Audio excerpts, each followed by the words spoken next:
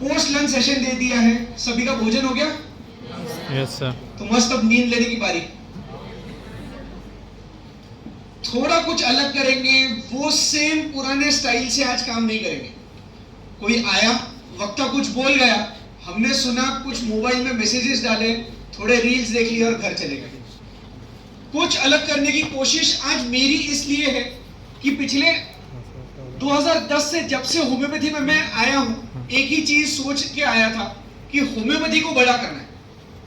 Homeopathy को बड़ा करेंगे हम अपने आप बड़े हो जाएंगे, पर होम्योपैथी को बड़ा करने के लिए ये एक जरूरत है। फ्रॉम आइडिया टू एविडेंस, ये जो नाम दिया है, मैं थोड़ा और देसी होना चाहता था। ये आइडिया माने क्या? सोच विचार से पहले भी एक और चीज आती है जो मैं लिख नहीं पाता, वो है कीड़ा, वो दिमाग में आने वाला कीड़ा। तो हमारे सबके दिमाग में कोई ना कोई आता ही है, ऐसा नहीं है कि नहीं आता। अब होम्योपैथी के लिए कुछ तो लेके आएंगे, ये मेरी सोच है, और उसको एक अलग तौर तरीके से हम देखेंगे। ये किसको पता है what is called the black डफ होम्योपैथी? अच्छा, बाय द वे मैं अकेला बात नहीं करूंगा, थोड़ा इंटरेक्शन मिलेगा तो ज्यादा मजा आएगा। और एक और चीज समझ लो, कोई आंसर सही, कोई आंसर गलत नहीं होता। आपका आंसर और मेरा आंसर होता है। तो बेझिझक बात करेंगे, थोड़ा समझ के लेंगे, एक दूसरे के परेशानियों को समझेंगे, ताकि आपके भी जो क्वेश्चंस हैं वो आज सॉल्व होकर बाहर निकले। तो जरा कोई मुझे बता पाएगा ये क्या है ब्लैक डे ऑफ होम्योपैथी? कभी सुना है इस नाम? जोर से यस बोलो बोलो। ब्लैक डे ऑफ होम्योपैथी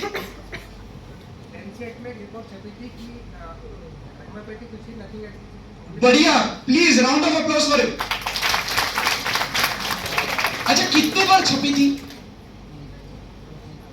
यार होम्योपैथी पे? आज दिन पहली बार ऐसा नहीं हुआ कि किसी और ने प्रॉब्लम जताया कि बाबा होम्योपैथी काम नहीं कर रहा है। हनीमन सर के समय से सभी लोग हम पे बुलेट्स तान रहे हैं कि होम्योपैथी का काम नहीं है कुछ। पहला आया 1997 में, पर क्या था कि 97 में रिसर्च जर्नल्स, रिसर्च पेपर के बारे में इतना लोगों को अवेयरनेस नहीं था, इसीलिए पहली बार जब पब्लिश किया उतना हमें बैकलैश नहीं मिला। 97 में लैंसेट ने कहा कि होम्योपैथी एक प्लासिबो है, उसमें कोई रिजल्ट्स नहीं है।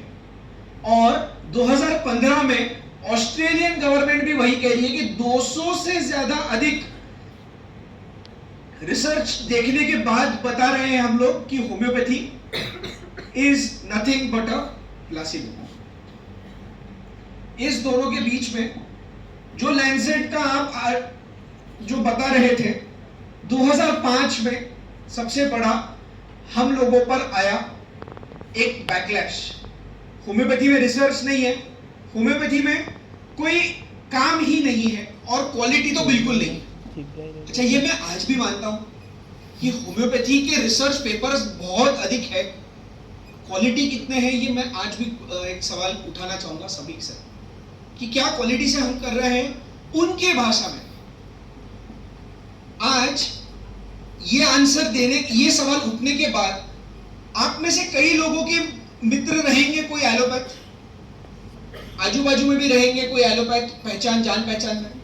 वो आपसे जब पूछते हैं कि आपकी दवाई कैसे काम की, आप क्या आंसर देते हो? Random answers please.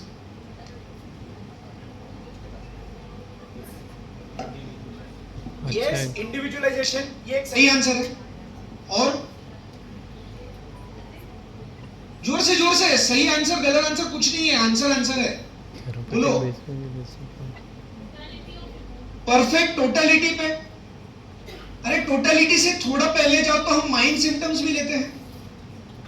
अरे माइंड सिम्टम्स को वो लोग साइकियाट्री में सीधा क्लासिफाई करके छोड़ देते कि इंसान का पार्टी नहीं है। बहुत से बार हम हमारे ब्रह्मास्त्र पे पहुंच जाते हैं, वाइटल फोर्स ने ठीक किया। अरे काहे का वाइटल फोर्स भाई? वो जैसे कौन सा पिक्चर पीके था ना, ठप्पा किधर है दिखाओ, वाइटल फोर्स किधर है दिखाओ।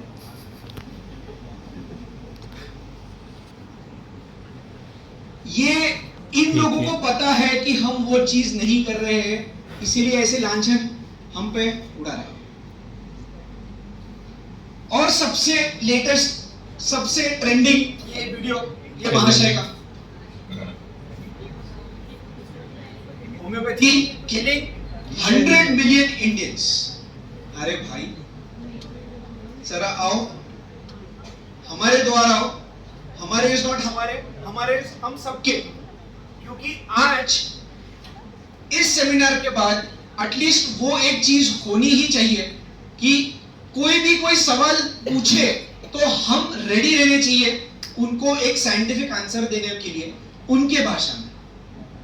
और यही हुआ कि हमको गिराया गया, तब हमारी आंखें खुली कि हमको भी रिसर्च करना है उनकी लैंग्वेज में।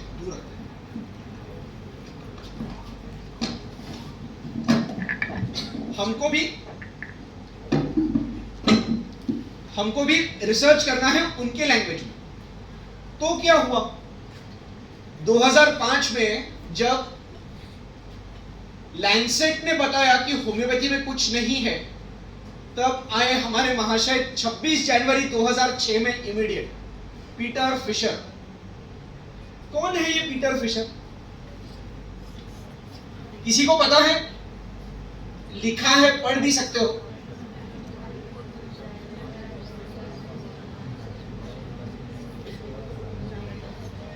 प्रॉब्लम हमारे पास ये है कि होम्योपैथी में जो अच्छे रिसर्च हो रहे हैं वो इंडिया से बहुत कम निकल रहे हैं। ये महाशय है यूके से, पीटर फिशर, जो पहले हमारे पास एक होम्योपैथी करके जर्नल हुआ करती थी, जो अभी थाइम के पास शिफ्ट की है, पहले स्कोपस में थी, अब थाइम पब्लिकेशन। ये सारा क्या नाम है, ये सारा समझाऊंगा, आएगा आगे। तो पीटर फिशर उनके चीफ एडिटर हुआ करते थे। 3 नाम नोट कर लो। अच्छा, बाय द वे, पहले तो हम लेक्चर्स में छुप छुप के मोबाइल इस्तेमाल करते थे, आज हम फ्रीली मोबाइल इस्तेमाल करेंगे पर कुछ कारणवश। पहले तो ये नाम नोट करके रखो सभी लोग, पीटर फिशर।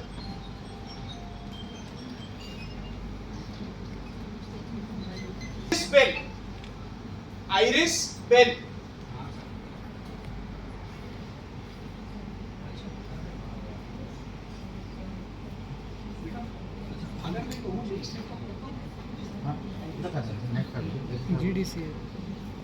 मुझे वो बांध के रखा हुआ ज्यादा पसंद नहीं है। तीसरा ये नाम लिख लो, लेक्स रटन, RUTTEN।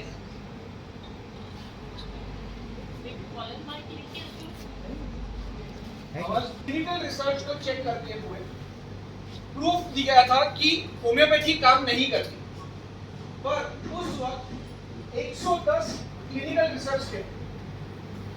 110 क्लिनिकल रिसर्च में से 21 क्लिनिकल रिसर्च अच्छे हुआ करते, और उसमें से ही उन्होंने सिर्फ 8 रिसर्च को यूज किया।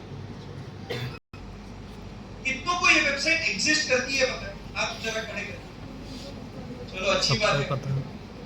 एक डिसर्टेशन किया है पता है, आजकल जेमिनी भी डिसर्टेशन बनाकर दे देती है।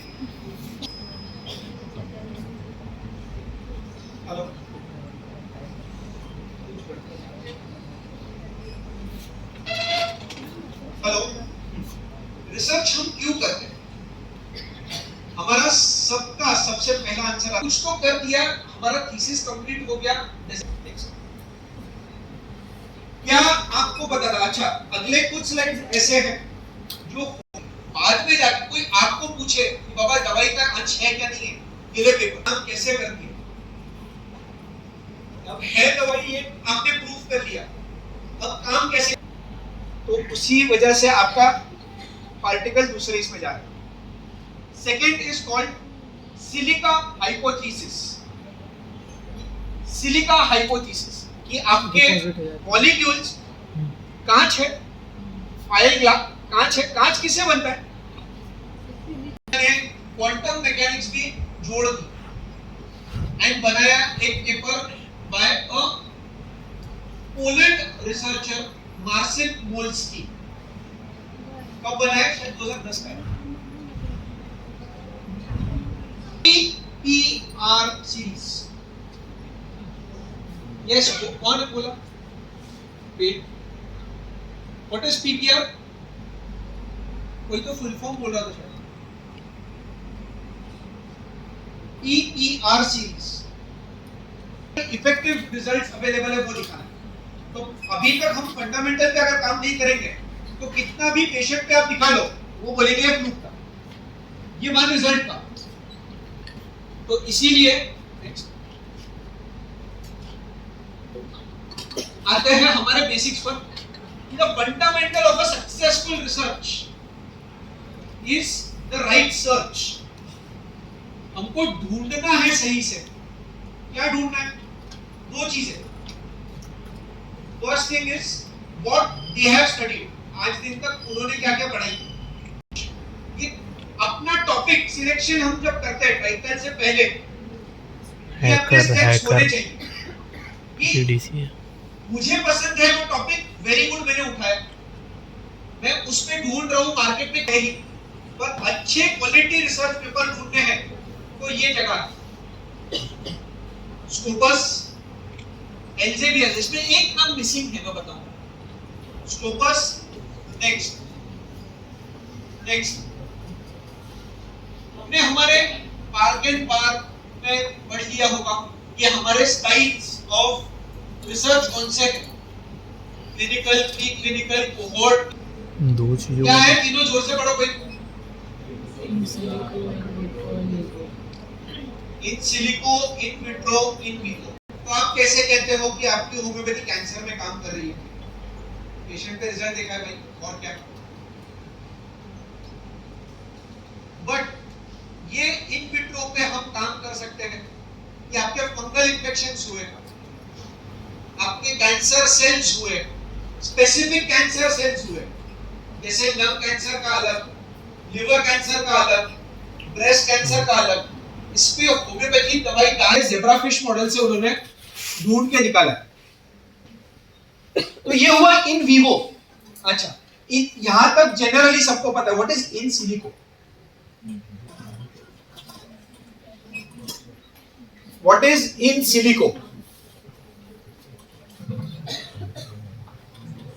अच्छा, सारी टेक्नोलॉजी यूएस में जो सबसे बड़ी बड़ी कंपनियां हैं टेक्नोलॉजी की, वो कहां स्थित होती है? Perfect, very good, silicon valley. क्यों नाम पड़ा है सिलिकॉन वैली? परफेक्ट, चिप में सिलिका है। तो इन सिलिको स्टडीज कौन से होंगे? जो सॉफ्टवेयर और इंस्ट्रूमेंट्स यूज करके आपका काम करेगा।